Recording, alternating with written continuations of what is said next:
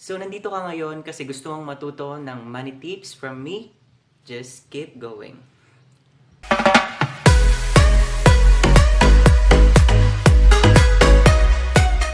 Hey guys, this is CJ and welcome to the channel. We talk about personal finance, entrepreneurship, and um, life lessons.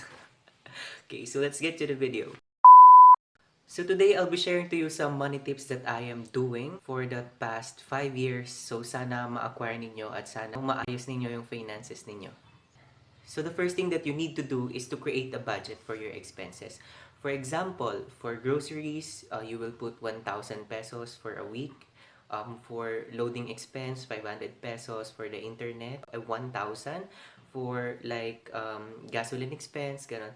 Gumawa kayo ng budget para makita ninyo kung nag-exceed ba kayo sa budget na sinet ninyo.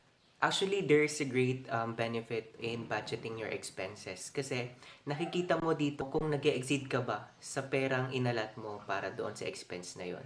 For example, ang budget mo for groceries is 1,000 pesos for a week lang. And you got to spend 1,500 for groceries. So, okay lang naman siguro yon kasi essential naman yon. Pero you need to abide to your budget para mas maging maayos yung expenses mo. So the second thing that you need to do is to actually track your expenses. So gumawa ka ng listahan for your expenses. For example, nag-spend ka today na pang merienda, lunch, and loading expense. So you need to write those. Kunwari, lunch, 100 pesos, pang load, 50 pesos. Kasi the benefit of learning to track your expenses is you get to see kung saan napupunta yung pera mo. Dito mo nakikita kung saan yung breakdown ng mga expenses mo during the day, during the month, during the week. Just to share my experience in tracking my expenses, I actually started tracking my expenses during college. No? Pagpasok ko ng first year, I tried to track my expenses. So, I bought a notebook at dito, sinusulat ko yung mga expenses ko during the day, during the week, and during the month. After a month of checking the notebook, ay nakita ko kung saan napupunta yung pera ko. And I get to examine kung saan mostly napupunta yung pera ko. Based on my experiences, sa food allocation talaga napupunta yung pera ko, yung allowance ko during college. Normal yon sa mga students na sa pagkain napupunta. And second is internet. And third is module for me. Sa inyo, ano ba yung mga expenses na pinakamalaki sa inyo? Comment down below.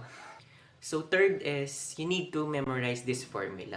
Income less savings is equal to expenses.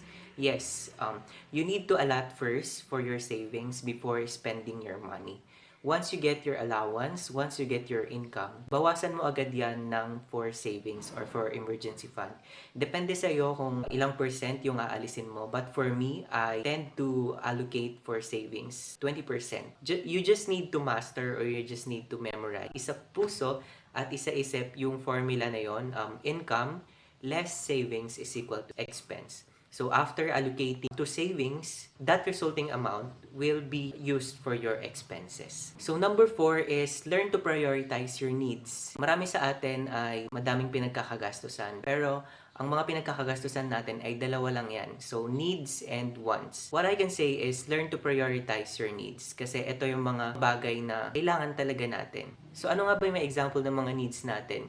So, yung example ng mga needs natin is food, medicine, yung sa healthcare natin, yung clothing. Huwag yung mga extravagant, yung mga luxury items. Prioritize lang natin kung ano yung kailangan natin sa pang-araw-araw. Makikita mo magkakaroon ng pagbabago sa finances mo. So, last but not the least is huwag kang uutang kung hindi mo kayang magbayad. That's the key in managing your finances. If you don't have the capacity to pay, huwag ka munang mag-engage ng pangungutang sa mga friends mo, sa mga loan institutions, sa mga banks, ganyan. Kasi it will just drag you down. Malaki yung risk na naka-attach sa mga loans, sa mga utang. Hindi basta-basta pag nagkaroon ka ng utang kasi magkakaroon niya ng interest, may default fee, may mga attached finance charges sa mga loans, sa mga utang. So before committing to a loan covenant or a loan contract, first assess yourself if you have the capacity to pay, kung kaya mo bang palitan yung inutang mo. So that's it, ladies and gentlemen. Thank you very much sa panonood ng video na ito. If you like it, give it a thumbs up and please share and comment down below kung ano yung mga finance practices ninyo, money tips ninyo na gusto nyo i-share sa mga iba. Happy investing, happy saving, and have a good money future. Bye-bye.